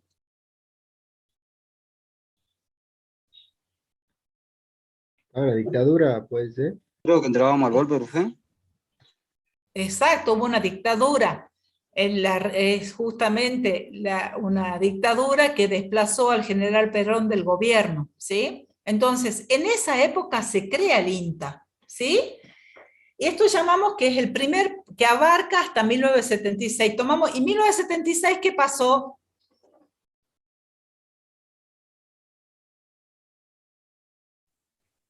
¿Qué hito histórico en nuestro país sucedió? ¿Cómo, profe? En 1976, ¿qué sucedió en nuestro país? Otro golpe de Otra Estado. dictadura. Ahí está. Entonces, tomamos, esto yo no lo invento, ¿no? Tomo un autor que me gusta muchísimo, Carlos Alemany, que estudia, hay distintos autores que trabajaron sobre el INTA, pero Alemany me parece que es uno de los que me gusta muchísimo más su abordaje, porque toma distintos elementos para analizar la historia del INTA. Entonces, Alemany lo que plantea es que ese primer proyecto institucional de la creación del INTA, él lo enmarca en lo que llamamos el paradigma educativo de la extensión, ¿sí? ¿Por qué plantea esto? Primero que 1956 como dato, bueno, hay un golpe de Estado, pero que a nivel internacional y sobre todo en América Latina, estaba en vigencia dentro de los modelos de desarrollo y pensamiento, el modelo estructuralista latinoamericano, ¿no? La CEPAL, ustedes me han escuchado hablar también. ¿Qué se planteaba en ese momento histórico? ¿Sí? Que justamente las causas o los motivos del atraso, de la pobreza, del subdesarrollo, tenían que ver justamente con el modelo de exportación de materias primas, que era necesario y fundamental desarrollar la industria, ¿sí? Como modelo, digo, como pensamiento, estamos compartiendo eso, ¿no? Desarrollar la industria. Entonces, para sustituir justamente las importaciones, que nuestro país no solo sea exportador de materias primas, sino que desarrolle un proceso industrial y que le permita justamente sustituir importaciones, ¿sí? Entonces, ¿pero qué se veía como fundamental? ¿Qué rol debía, como esto ya lo compartí en las clases teóricas, cuál era el rol del sector agropecuario? El rol del sector agropecuario justamente con la exportación de materias primas era generar las divisas necesarias para el desarrollo de un proceso de industrialización en la Argentina, ¿sí? Entonces, por lo tanto, también era fundamental en el sector agropecuario contribuir al incremento de la productividad del sector agropecuario, ¿sí? Incremento que tenía que ver con la incorporación tecnológica. Esa es una línea de pensamiento cuando se crea el INTA. La otra línea de pensamiento es el tema vinculado a la influencia que ya les comenté también de la sociología norteamericana. ¿Se acuerdan? Que la sociología norteamericana es de hecho el INTA toma como modelo el planteo de Norteamérica, o sea, de Estados Unidos concretamente, acerca de los organismos de investigación y de extensión. Y en ese sentido, y ya esto les va a parecer ya como conocido porque ya lo vimos en las clases, se hablaba de la visión dual que hay de la sociedad agraria, ¿no? Un sector tradicional, que obviamente era el responsable de los bajos niveles de vida, que tenía limitada producción, que era resistente al cambio, y un sector moderno que busca transformarse, cambiar, incorporar tecnología. Estaba esto que llamamos, ¿se acuerdan lo que nos planteaba Rogers, ¿sí? Que es el ideólogo Everett Rogers, que es el ideólogo y el promotor de la modernización del sector tradicional, la modernización de los campesinos, como una solución para justamente el despliegue y el progreso, ¿sí? O sea, para que haya justamente, y estas soluciones provenían de justamente lo que hablábamos, ¿se acuerdan? Que soluciones técnicas de carácter universal, se planteaba como modelo también la especialización, ¿sí? Como fuerte, o sea, tratar de hacerse especialistas en ciertos cultivos, en ciertas producciones, y se planteaba, ¿y por qué se plantea por qué el autor habla del paradigma educativo? Porque el autor, digo, de esta periodización del INTA, porque lo que habría que hacer, y convenían en eso los dos modelos, ¿no? El pensamiento estructuralista y la influencia de la sociología norteamericana, en que lo que había que hacer con el INTA era quebrar las resistencias culturales, ¿sí? Romper con las resistencias culturales y buscar que los productores incorporen tecnologías, se modernicen, etcétera, etcétera. Entonces, el modelo de desarrollo rural se planteaba con dos soluciones, una de orden técnico, tecnológico, incorporación tecnológica, y otra de orden educacional que buscaba cambiar las mentalidades de los productores, ¿sí? Ahora, ¿está claro hasta ahí cuáles son, qué es los marcos que hacen al proceso de la creación del INTA? ¿Lo tienen? ¿Hola? Sí, profe, sí. Bueno, cualquier cosita, por favor, les pido que me interrumpan. Entonces, el objetivo de la creación del INTA era, cuando se crea, fíjense qué interesante, era alcanzar una mayor productividad, ¿sí? Agrícola, pero también de mejorar los niveles de vida a través de la educación de la familia rural. Cuando se crea se habla de familia rural. Entonces, el abordaje es desde la perspectiva de tomar a la unidad familiar en su conjunto en la extensión, ¿sí? Y por otro lado, como propuesta era el tema de llevar el ministerio al campo, ¿no? Con la creación del INTA. Por lo tanto, se trabaja con equipos, ¿no? Porque lo que se buscaba era mejorar, lograr el bienestar de la producción, de la población rural, resolver los problemas productivos, apuntalar la resolución de la situación económica y social, y ver también todo lo que tenga que ver con los niveles de alimentación, de salud, de recreación. Bueno, ¿cuáles eran las herramientas? Porque se trabajaba con la familia. Eran equipos. Las agencias se crean, para contarles, en ese momento de creación del INTA, 200 agencias de extensión rural distribuidas en todo el país. 200, ¿sí? con la figura de lo que se llama la Agencia de Extensión Rural, ¿sí? Y ahí se trabaja a partir de un equipo, así estaba definido, equipos de extensión donde habían profesionales de las ciencias veterinarias o agronómicas, ¿sí? O sea, agronomía o veterinaria, para trabajar con lo que en ese momento se consideraba que eran los hombres, ¿no? Con los hombres que estaban con los productores, que eran los que estaban dedicándose a la cuestión agropecuaria. Por otro lado, integraban también trabajadores sociales, el equipo para trabajar con las mujeres, ¿sí? En lo que se llama los clubes hogar rural. Ya lo hablamos la vez pasada, ¿no? Con todas las actividades que se suponía que eran las que hacían las mujeres, en valor agregado, hacer dulces, mermeladas, quesos, etcétera, etcétera. Todo lo que tenga que ver con los intereses de las mujeres. Y por otro lado, también se generaban grupos de jóvenes con los clubes 4A, con toda una dinámica que permita que motivara a los jóvenes para quedarse en el campo, ¿sí? Bueno, también, y como lo vimos la vez pasada, se fortalecían los liderazgos locales. ¿Se acuerdan que incluso ustedes intervinieron con el tema de la estrategia era fortalecer los liderazgos locales? Había toda una cuestión de desarrollo social, tecnológico y también desde una filosofía humanista. Tanto es así que en la década de los 70, antes del golpe, en toda América Latina también, se genera toda una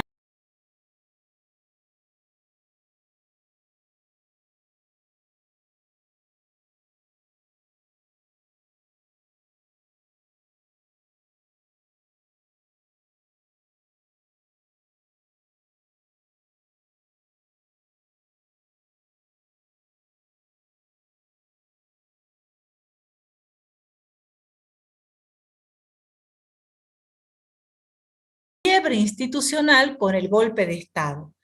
Ustedes saben que en 1973 hubo un gobierno que planteó también políticas agropecuarias que favorezcan también el crecimiento de un sector muy grande del agro, que eran los arrenderos, planteaba un impuesto a la renta de la tierra, a la renta potencial de la tierra, planteaba políticas públicas agrarias más inclusivas, y ahí, y también se planteaba eso dentro de INTA, toda una propuesta de investigación, de educación, desde la educación popular, que obviamente, como les dije, con la dictadura, con el golpe de Estado, se interrumpe bruscamente este proceso y se plantea, incluso desaparecen, o son despedidos o desaparecidos, extensionistas e investigadores de INTA.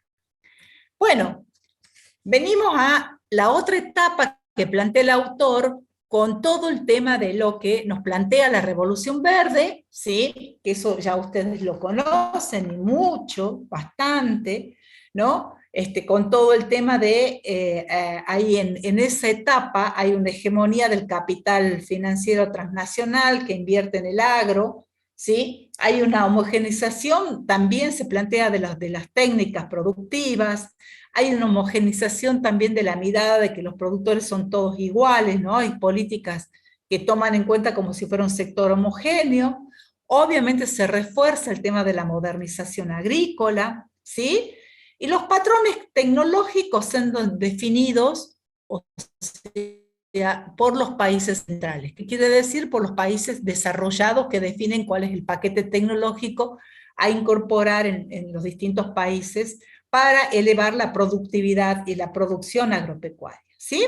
Y en este sentido, ustedes lo saben perfectamente, es el momento de las grandes innovaciones genéticas, el uso de agroquímicos, por ejemplo, la adopción del trigo de ciclo corto, ¿no? El trigo mexicano de ciclo corto implicó la posibilidad de hacer rotación trigo-soja en la pampa húmeda, con todo lo que significa, y eso, esta revolución verde lo que hizo es favorecer fundamentalmente el proceso de agriculturalización en la región pampeana, ¿sí?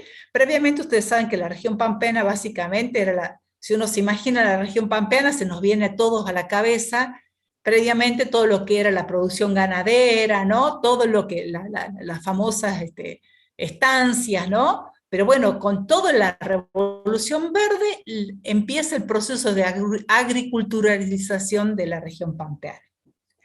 Pero ¿qué pasa también? O sea, en la región pampeana se da toda esta transformación, pero ¿qué pasó en esa etapa? Las economías regionales, hay una gran crisis frente a esto porque no son atendidas en este momento y los productores, y no se tienen en cuenta las economías regionales en la definición de las políticas públicas ni en la asistencia del INTA, y los productores familiares y los minifundistas de ninguna manera eran considerados sujetos de la política pública, ¿sí? Básicamente es el tema, como ustedes lo saben, la generación y transferencia de paquetes tecnológicos para los cultivos de exportación. Ese era el enfoque que se asume en INTA, ¿sí? Entonces, acá el tema era aumentar la productividad, se hablaba de los productores viables en ese momento, ¿sí? Y no eran incluidos en el tema del INTA los productores, la pequeña producción, las pymes, los minifundistas, ¿está? Esto básicamente, y volvemos a Roger, el rol del INTA era la generación, la difusión y la adaptación de la adopción de la tecnología. Volvemos a Roger con lo que ustedes ya saben. ¿Está? Bueno, en ese sentido, justamente también, ¿qué es lo que hace el INTA? Es la etapa donde se incorporan muchísimos becarios, o sea, egresados de las universidades, o sea, recién egresados de las universidades, para que justamente ellos sean la punta de lanza con la nueva etapa del INTA, ¿sí? Porque, bueno, en las agencias también había extensionistas que estaban más acostumbrados al otro proyecto institucional del INTA, y entonces lo que se busca es generar, incorporar a muchos becarios que venían con la formación y todo el formateo para provocar estos cambios dentro de INTA. Bueno, venimos a otro momento histórico. Volvemos a la época de la democracia, ¿sí? Se recupera la democracia en la Argentina y hay una reformulación institucional. Se habla de un INTA 2, ¿sí? El primer proyecto de INTA en 1956, y acá se habla ya de un INTA 2, ¿sí? Y acá, ¿cuál era la estrategia? Por un lado, era lograr una desburocratización del INTA, ¿sí? Y una descentralización. Se entendía que durante todos esos años que habían transcurrido desde la creación del INTA, las decisiones que se iban tomando tenían mucho centralismo, mucha vinculación a Buenos Aires, lo que se resolviera en Buenos Aires para todo el país, y que por lo tanto se debería considerar la complejidad y la heterogeneidad del sector agropecuario y las realidades regionales y provinciales, ¿sí? En ese momento.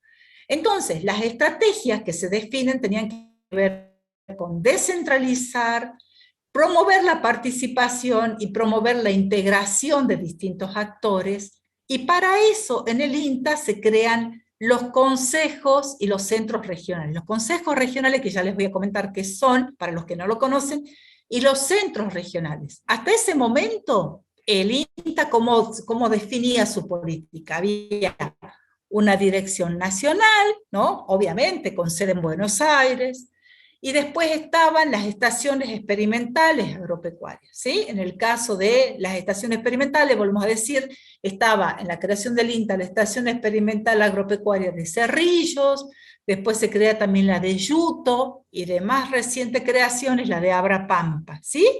Y básicamente después de las estaciones experimentales dependían las agencias de extensión rural, que como les dije, cuando se crea el INTA se crean 200 agencias de extensión. Cada una de las agencias dependía de alguna experimental. Bueno, acá con la etapa democrática lo que se planteaba era estar... Sí, adelante. Perdón.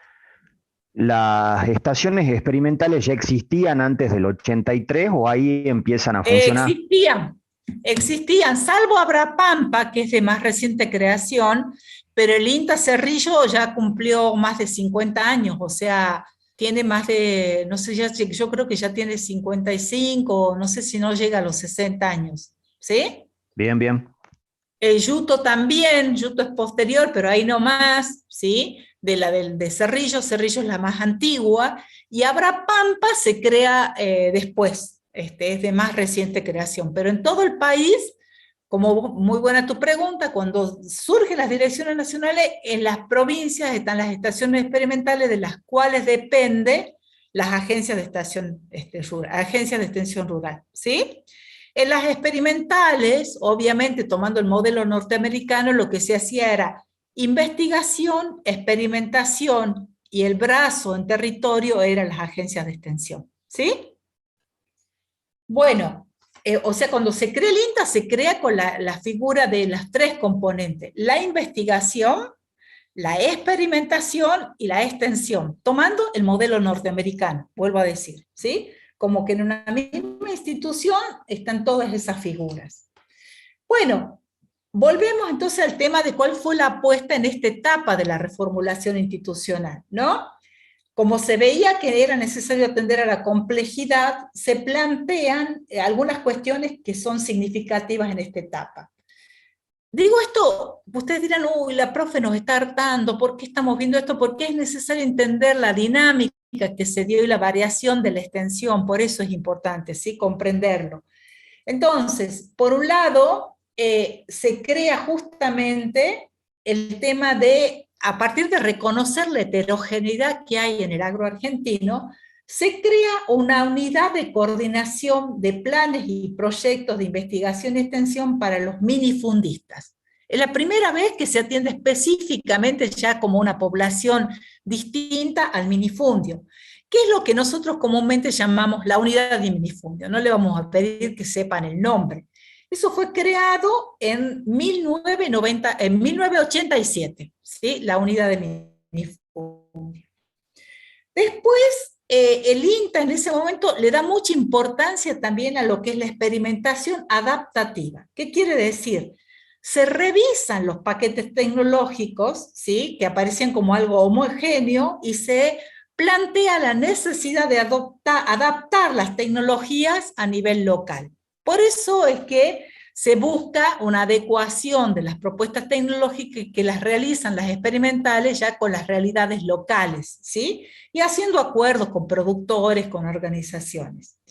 Y por eso, y por otro lado, en el tema de la participación y la planificación, ya se habla de proyectos de carácter regional. No se habla de proyectos ya nacionales, sino proyectos de investigación, de extensión y de experimentación ya de carácter regional, de acuerdo a las realidades regionales, ¿sí?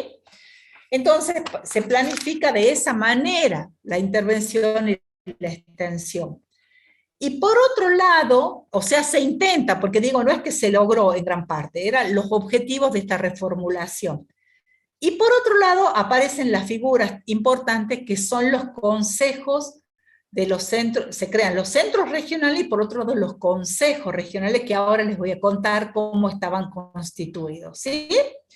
Entonces, donde se busca la participación a nivel local y regional de los diferentes actores de la producción, tanto a nivel de instituciones como de organizaciones de productores, ¿sí?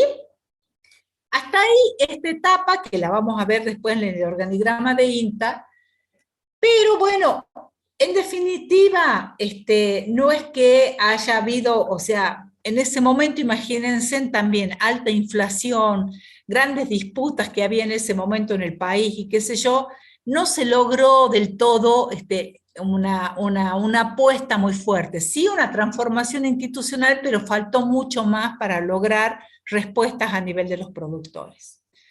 En los años 90 ya lo vimos, ¿se acuerdan? El tema del neoliberalismo, ¿no? El ajuste estructural, todo el modelo que aparece en la década de los 90, y donde lo que se plantea a nivel de Estado es privatizar la extensión.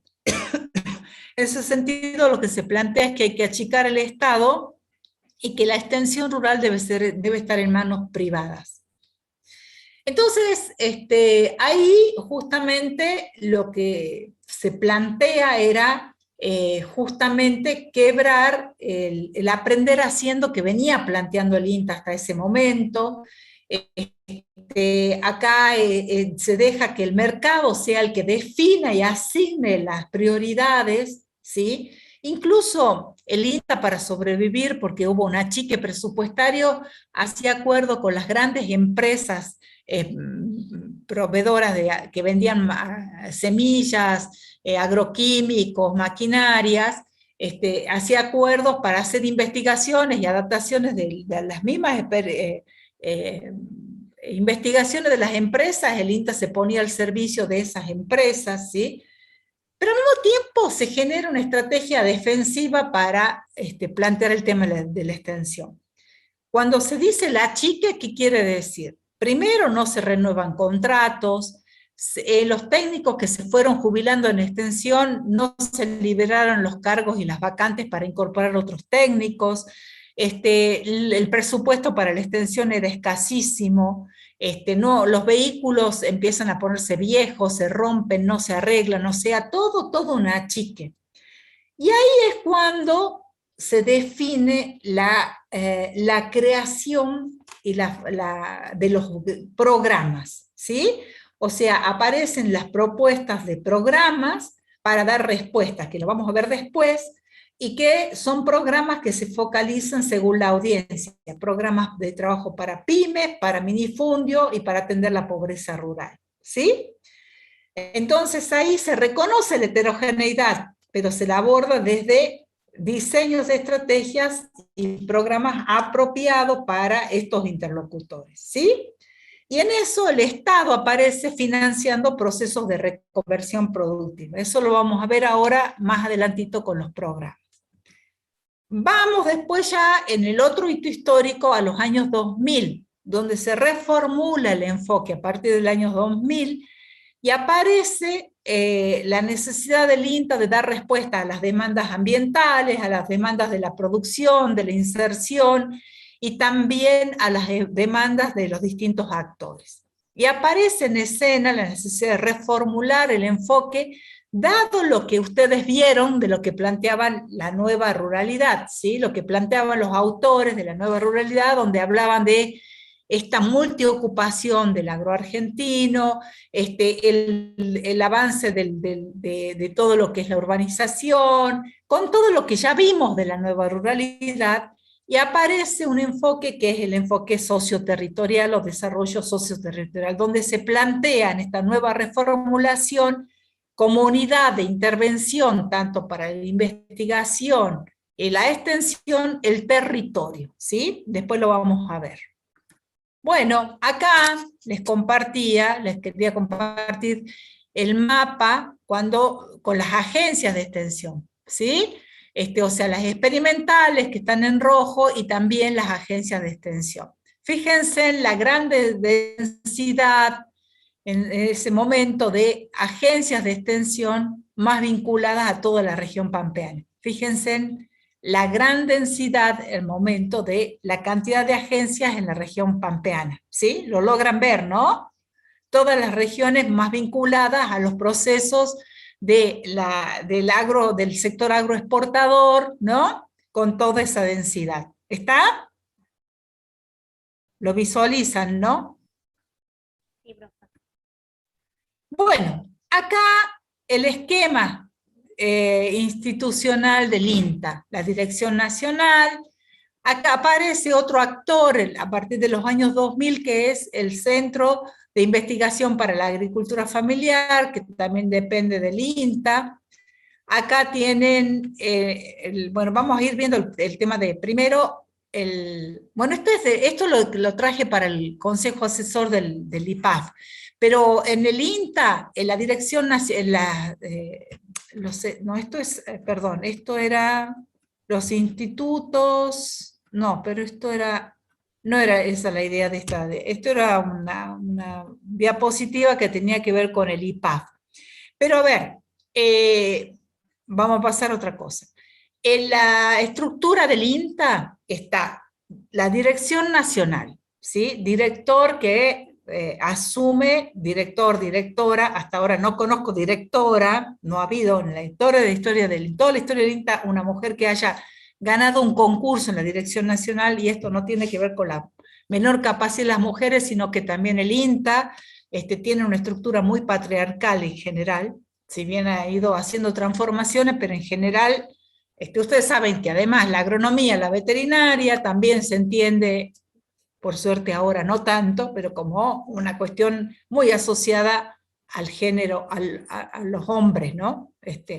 A las mujeres nos cuesta bastante todavía, por suerte se va transformando, pero nos cuesta hacernos lugar en la cuestión de la estructura patriarcal que existe. Bueno, hay una dirección nacional, hay un Consejo Nacional del INTA, donde quienes participan. Participan organizaciones como la Confederaciones Rurales Argentina, la Sociedad Rural,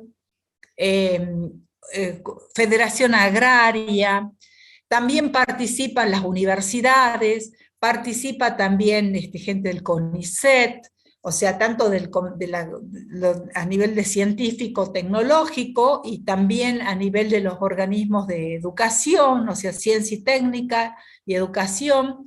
Participan también, justamente en este Consejo Nacional, sectores vinculados también, a modo que no tienen voto, pero sí participan los gremios, ¿sí?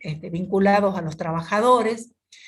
Y después, dentro de esa estructura, a partir de, como les digo, desde el periodo de la apertura democrática, se crean los centros regionales, donde hay un director, directora, que también es un cargo por concurso, ¿sí? Esa es la línea técnica de INTA, y al mismo tiempo hay un consejo regional, que va a definir las directrices de los proyectos de investigación y de extensión en el INTA, ¿sí? Entonces, ¿quiénes forman parte de los consejos regionales en la actualidad? ¿Sí? De nuevo, se reproduce lo que forman parte a nivel nacional.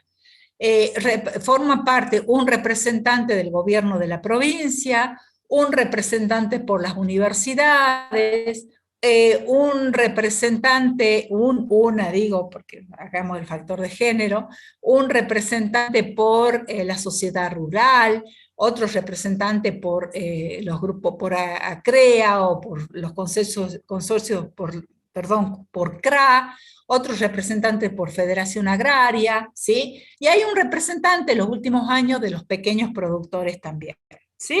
Entonces, estos consejos son los que definen en sus discusiones la política a seguir de investigación y de extensión del INTA para cada región. A nivel de, cuando se hace este nuevo organigrama institucional, se había creado un centro regional NOA, había un centro regional NEA, un centro regional para Patagonia, otro para Cuyo y otro para la región pampeana.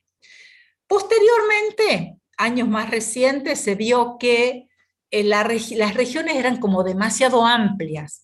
Entonces lo que se hace es subdividir los centros regionales, y hoy en día, para lo que es nuestra región, está el Centro Regional Salta Jujuy. Antes era el Centro Regional NOA, que abarcaba las provincias de La Rioja, Catamarca, Salta, Jujuy, Tucumán y Santiago del Estero. Después eso se subdivide y entonces queda para nuestra región el Centro Regional NOA, el Centro Regional Salta Jujuy, ¿sí?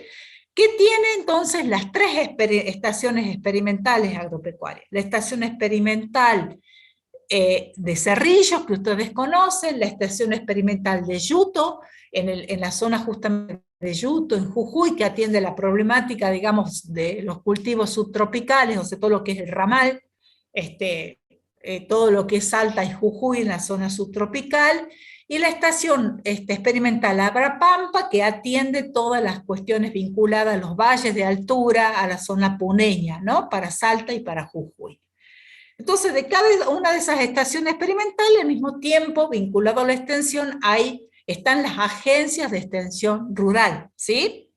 Entonces, para nuestra región, por ejemplo, concretamente, para lo que es el INTA Cerrillos, tiene varias agencias de extensión rural. Está la Agencia de Extensión Rural del Valle del Lerma, que tiene sede en Rosario del Lerma, la Agencia de Extensión Rural de Joaquín B. González, la Agencia de Extensión Rural de Metam, la Agencia de Extensión Rural de Perico, ¿sí? En Jujuy, ¿sí? Y después se han ido también creando más agencias de extensión. Hay una agencia de extensión rural en Seclantás, hay otra agencia de extensión rural en Cafayate, y así en cada una de las regiones. Esas agencias de extensión al mismo tiempo ahora han incorporado la figura de oficinas de información territorial, qué sé yo, de Cafayate.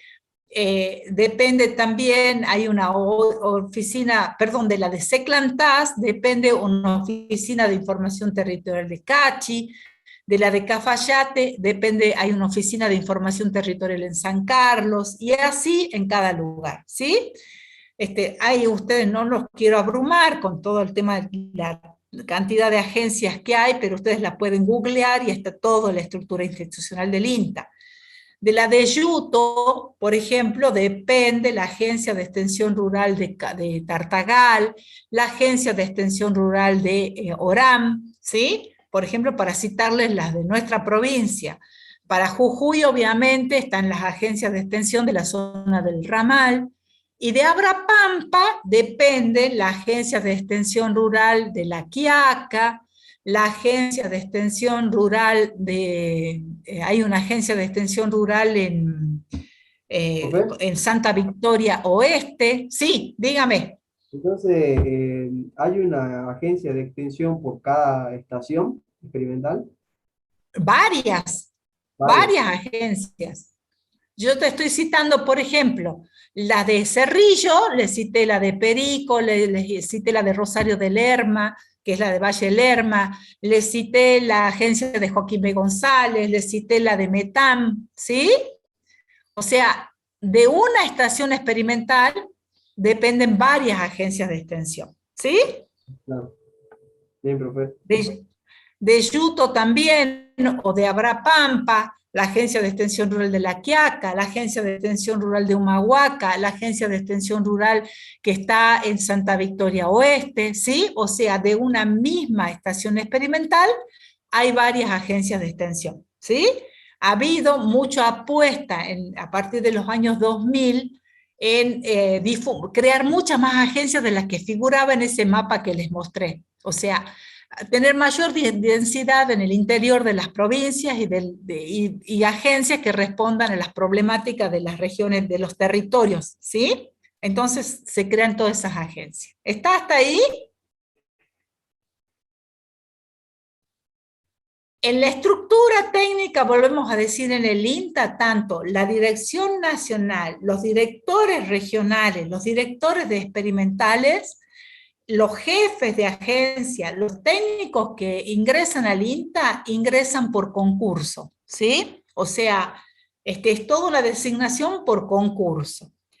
En cambio, la estructura política del INTA, la presidencia del INTA es definida, que obviamente va a articular con la dirección nacional, la presidencia es definida por el gobierno de turno, ¿sí? Que define quién es el presidente de INTA o presidenta. En la actualidad hay una mujer, que esa mujer incluso viene de la estructura de INTA. En general, muchos de los presidentes han sido de la propia estructura de INTA, ¿sí? Pero a veces vienen de las organizaciones del sector agropecuario. Digo, nunca hubo alguien de la agricultura familiar presidiendo el INTA, pero sí alguien vinculado a los grupos CREA, o alguien vinculado a las confederaciones rurales agropecuarias, o alguien vinculado a la sociedad rural en la presidencia de INTA, ¿sí? O sea, depende de los momentos, de las políticas agropecuarias que decida el gobierno nacional. Y sí. El presidente es el mismo que el director, ¿no? ¿O a otro? No, son dos roles distintos, por eso les digo, el director o directora son cargos por concurso, ¿sí? Y es toda la estructura técnica del INTA. Y el presidente o la presidenta da todos los lineamientos más políticos del INTA. No hablo de política partidaria, sino lo que plantean desde el punto de vista de la política institucional de acuerdo a los lineamientos de la política agropecuaria que decide impulsar un gobierno. ¿Está? Bien, profe. ¿Queda claro? Profe, ¿y tendría más jerarquía el presidente que el director? No, no, no, no, no, no, no, no.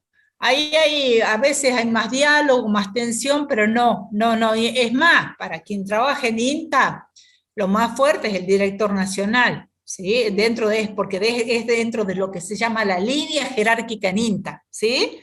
El presidente va a estar más o menos dibujado en función de la fuerza que le quiera dar el gobierno a la implementación de ciertas políticas, ¿sí?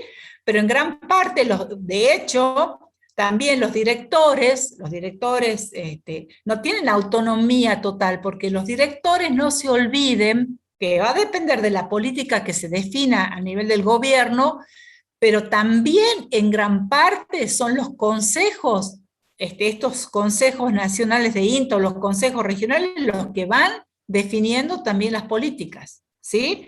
O sea, hay toda una cuestión de políticas que se definen con la participación de esos actores. Por eso es que, por ejemplo, el sector de la agricultura familiar durante años, que aún no lo ha logrado, exige un lugar en el Consejo Nacional de INTA, que hasta ahora no lo hay, ¿sí? Porque ellos exigen tener un lugar ahí, para que el INTA también tenga políticas mucho más activas para el sector de la agricultura familiar, por ejemplo, ¿sí? Pero los consejos definen muchas de las políticas de INTA. Nuestra facultad, por ejemplo, cada decano, en su momento, en combinación con el rector, define quién va a ser el representante de INTA, de la facultad ante INTA. En este momento es la profesora Cristina Camardelli. Ustedes la conocen, ¿no es cierto? Sí, profe. Sí, sí. Bueno, ahí está el nexo. Cristina Camardelli es el nexo entre nuestra facultad y el INTA.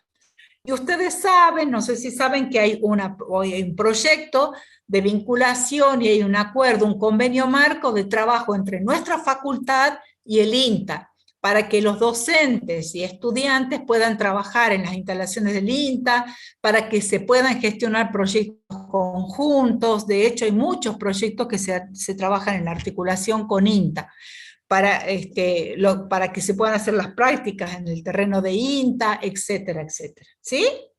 Bueno, ¿hasta ahí vamos? Sí, profe. ¿Alguna preguntita? Yo me perdí un poquito con los miembros del consejo.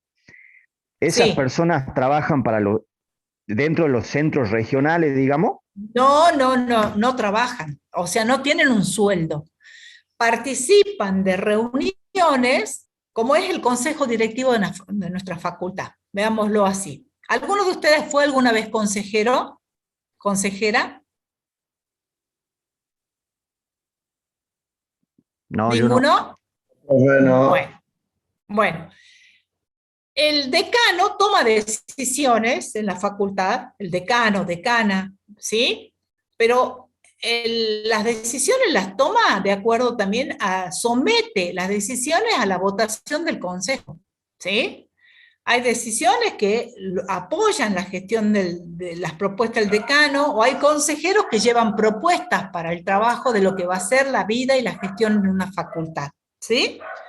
Lo mismo pasa en INTA. Hay un consejo que define los lineamientos principales del INTA, de acuerdo justamente a esto que decíamos, a la voluntad de los actores.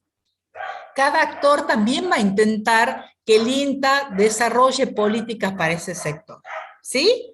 Entonces está el de Federación Agraria, que va a intentar llevar una agenda, el de CRA otra agenda, las universidades van a tratar de llevar una agenda, los distintos representantes, el gobierno de la provincia va a tratar de incentivar también una agenda. De esa conjunción de actores se va a ir definiendo los proyectos regionales, los concursos, por ejemplo, los concursos que hay en INTA, cuando se evalúa a un técnico para concursar a una agencia de extensión, cuando se evalúa a un postulante para la dirección de una experimental o a nivel de una regional, ¿quiénes intervienen en la evaluación? Interviene alguien que es de la línea de INTA, ¿sí? De la estructura, pero también hacen un sorteo y puede intervenir, ser miembro del jurado, alguien de la universidad o del gobierno provincial o de la sociedad rural, etcétera, etcétera. Por ejemplo, ahora hay un concurso para definir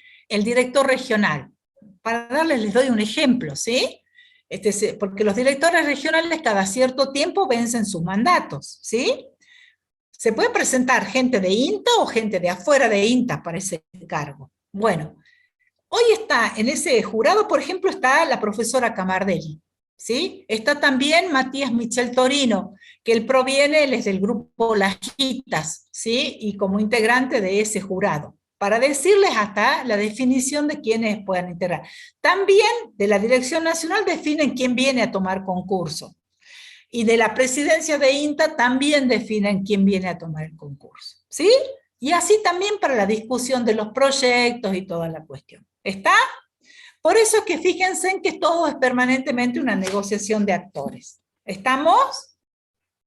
¿No formarían parte de la estructura en sí, entonces, los miembros del Consejo? No. Es gente ad está bien, bien. honorem, cada uno integra su organización, pero participan del INTA. Lo mismo en las agencias de extensión. Cada agencia de extensión rural, supónganse si yo me voy a Tartagal, por ejemplo, o a Joaquín B. González, en la agencia de extensión de Tartagal está el jefe de agencia, ¿no es cierto?, en la estructura, y está el equipo técnico que conforma la agencia.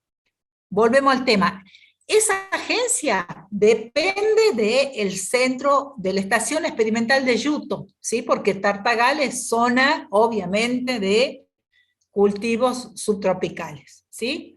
Entonces, en la agencia de extensión de Tartagal, que tiene una muy bonita oficina ahí cerquita de la terminal de Tartagal, hay un consejo local, que es el consejo que interviene y discute las acciones de la agencia. Por un lado, el INTA define a nivel nacional la línea general, pero los contenidos también se los dan a nivel de los consejos. O sea, la define Nación, la define lo regional, la define la experimental y la define la agencia. Fíjense en todos los actores que intervienen en la toma de decisión. A nivel local, ¿quiénes están en esa agencia? ¿Sí? Están representantes, por ejemplo, en su momento había un representante, un colega mío, que trabajaba desde el sur, por ejemplo. Otros representantes por las cuestiones más forestales, porque Yuto tiene toda una cuestión más forestal, o sea, por las organizaciones forestales. Otros representantes de la municipalidad de Tartagal, otros representantes de los pequeños productores, y así, ¿me entienden? Entonces, en ese consejo local, también de la agencia, hay representantes. Por ejemplo, la Cámara del Tabaco obviamente tiene sus representantes acá a nivel de la Estación Experimental de Cerrillos, ¿sí? O la Cámara Regional de la Producción en este caso. La Cámara Regional de la Producción tiene un representante, ¿sí? En el Consejo de Valle de Lerma, seguramente, en el de la agencia de Rosario de Lerma, debe haber un representante de la Cámara del Tabaco de Salta, ¿sí? Más de uno de ustedes seguramente conoce consejeros. O sea, a mí me viene a la memoria mi papá, que era presidente de la Cámara del Tabaco de Salta, o estuvo en la cooperativa, no me acuerdo si fue representante por la Coprotap o por la Cámara del Tabaco, pero estuvo formando parte del consejo de la agencia de extensión y también de la experimental. Por decirles casos de productores que forman parte. No tienen sueldo, ¿sí? Pero sí llevan la voz cantante del sector. Entonces, si yo en su momento, por ejemplo, el INTA, tenía toda una serie de trabajos de extensión, de investigación, en el tema tabaco era muy fuerte el INTA. Seguramente ustedes pueden preguntarle a sus abuelos, porque son mucho más jóvenes, pregúntenle si tiene un abuelo tabacalero, si no usaba las variedades del INTA Cerrillo, o sea, las variedades que generó el INTA Cerrillo en su proceso de investigación tecnológica. O sea, eran unas variedades de tabaco muy, muy valoradas por los productores. Cuando viene todo el tema de lo de la transnacionalización que yo les relaté, la década de los 90 y todo, ya el INTA deja de hacer genética en tabaco. Y la genética pasa a mano de las compañías que son las que compran el tabaco, ¿sí? Ya ahí el Estado se desentiende. Lo mismo pasó no solo en tabaco, sino pasó en horticultura. El INTA tenía fuertes líneas de investigación tecnológica en semillas, o sea, investigación, generación de variedades. Yo les di el ejemplo de variedades para el algodón, ¿se acuerdan? Bueno, eso en los 90 se acabó. O sea, en los 90 se dijo, es el sector privado el que se dedica a la investigación. Son las multinacionales las que nos van a proveer de todo el paquete tecnológico y el INTA se cercena la capacidad de investigación y de desarrollo de variedades. Después se vuelve a reflotar, pero aún todavía no se puede recuperar eso. Entonces, se perdió soberanía en el tema de la investigación. ¿Sí? Bueno, para darles un ejemplo, entonces, ¿qué pasaba? Los productores de la Cámara del Tabaco, de la Coprotap, iban con propuestas al INTA para que diseñe y que tenga estrategias para el sector. Después eso se perdió. El INTA claramente en los 90 pierde su hegemonía en el tema del tabaco y básicamente la extensión pasa a estar en manos directamente o de las empresas o de la Coprotap, ¿sí? Bueno, ya estamos, son las 12. Hoy di la mitad de lo que tenía previsto dar. En la clase que viene vamos a seguir viendo, ya vamos a entrar al detalle de los programas de la década de los 90 y después a las otras instituciones, tanto públicas como privadas. ¿Sí? Yo les voy a ir facilitando también algunos materiales de lectura para trabajar esto. Pero bueno, espero no haberlos abrumado con tantas cosas, sé que es densa esta unidad, pero bueno, la idea era compartir con ustedes un poquitito, empezar a hablar de la institucionalidad en la extensión e ir viendo, porque yo les podría haber dicho, a ver, ¿cómo podría haber empezado la clase y hacerla bien sencillita? A ver, en la extensión rural está el INTA con sus agencias, está la Secretaría de Agricultura Familiar, están los gobiernos provinciales y está el sector privado. Pero, ¿cuál era mi objetivo?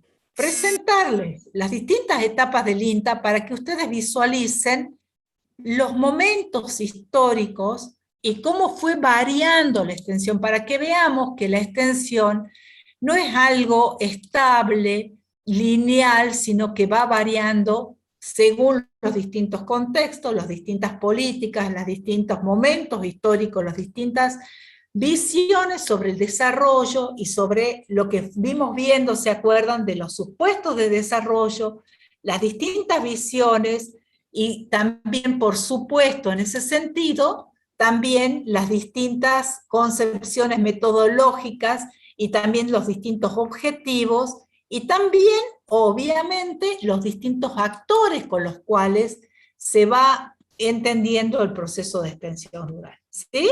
Entonces, por eso les complejicé, porque me parece importante que pudiéramos tener esta visión de que hay complejidad, hay distintos momentos históricos, distintos sectores con los cuales trabajamos la extensión. Entonces, bueno, en ese sentido, también, y como gran ausencia, que acá estoy viendo los chats porque ya salí de cambiar la pantalla, Margarita Cruz nos aporta. Hay un sector vulnerable que no es tenido en cuenta y que está en medio de un reclamo. Eso era con la foto que decías. Justamente hubo una gran ausencia durante décadas del INTA de este sector vulnerable que hace referencia a Margarita. Después se lo empieza a tomar y de hecho hasta se crea el tema de la agricultura, o toda una atención para el periurbano. También, y lo vamos a ver con los programas, y ya con esto cierro y no los abrumo más, hasta Cambio Rural, que vamos a ver y que ustedes lo conocen, hace fines del 2000, en el 2014, 2013, hasta Cambio Rural empieza a incorporar a pueblos originarios, ya lo vamos a ver a eso, ¿sí? O sea, fíjense en cómo fueron variando esas políticas dentro de INTA también. Nada, si hay alguna preguntita antes que terminemos. Profe, yo le iba a hacer una consulta, pero digamos después de que termine la clase se le iba a hacer yo. Bueno,